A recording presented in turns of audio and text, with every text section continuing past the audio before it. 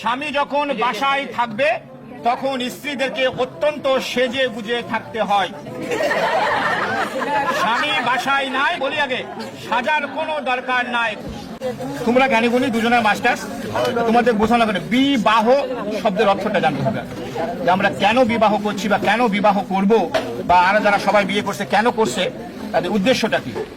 বিবাহ শব্দের অর্থ হচ্ছে, বি শব্দের অর্থ হচ্ছে বিশেষভাবে, আর বাহ শব্দের অর্থ হচ্ছে ভার বহন করা। তার মানে বিবাহ শব্দের অর্থ হচ্ছে বিশেষভাবে ভার বহন করা।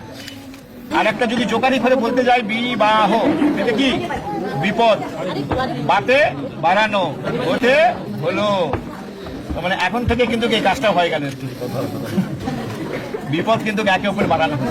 তাহলে আমরা কেন এখানে বিবাহ করতে আসি তার কারণটা আমি একটু বললাম। ঘটনা হলো, স্বামীর সবসময় বাম দিকে নারী থাকবে, মানে স্ত্রী থাকবে। এখনো কিন্তু এত কিছু হয়ে গেছে, তাও কিন্তু বাম দিকে আসেনি, তোমার কিন্তু ডান দিকে আছে, বুঝতে পারছো? সে কিন্তু এখনো তোমার বাম দিকে যায় নাই। এই যে আমরা 7 পাক ঘুরলাম, 7 পাকে মেয়ের 7টা শর্ত আছে, যাকে বলা হয় আমরা ইয়াতে বলি সপ্তপদী, যাকে অর্থাৎ মেয়ের 7টা বচন আছে। এই 7টা বচন মেয়ে জানে না, শাস্ত্রের বিধান জানে না। আমি মেয়ের পক্ষ হয়ে তোমাকে বলবো, তুমি যারা আমাদের সকলকে নিয়ে উপস্থিত হয়ে বিবাহ করতে আসছো, হ্যাঁ বলবা একটু জোরে, আমরা যেন সকলে শুনতে পারি। তবে ভয়ের কিছু না, তখন সে তোমার বাম দিকে যাবে। তোমারও 5টা বচন আছে, পুরুষের একটা বচনে মেয়ের 7টা বচনকে ধূলিসাৎ করে দিবে।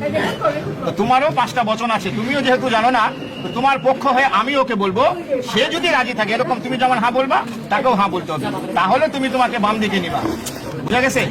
আমি একে একে মেয়ের বচনটা আগে বলছি। তাহলে এখন আমি প্রথমে আমার শাস্ত্র অনুসারে হিন্দিতে বলবো, পরে বাংলায় বুঝাই দেবো, ঠিক আছে? তাহলে তুমি হ্যাঁ বলবা, আমরা সব শুনবো। এখন মেয়ের যে 7টা বচন আছে সে বলবো, বা হে স্বামী, तीर्थयात्रा, व्रत उद्यापन, यज्ञ दान, पूजा पार्वण, उपवास इत्यादि शुभ कर्मों मेरे साथ लेकर करोगे तो मैं आपके वाम भाग में जाऊं। राजीव हाँ बोलते हो।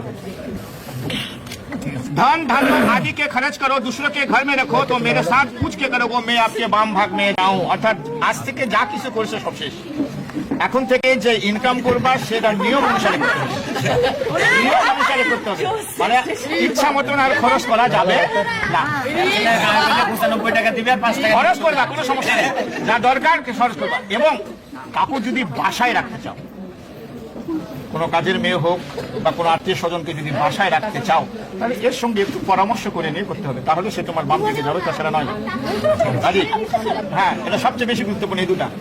परदेश में या अपना देश में व्यवसा वाणिज्य चाकरी किसी काज करके कमा कर लाओ, मेरे संपूर्ण भरण पोषण करो, मेरे बाबा माँ भाई बहन भाभी आत्मीय स्वजन के सम्मान करो, तो मैं आपके वाम भाग में जाऊं। बोला এখন শুনবা।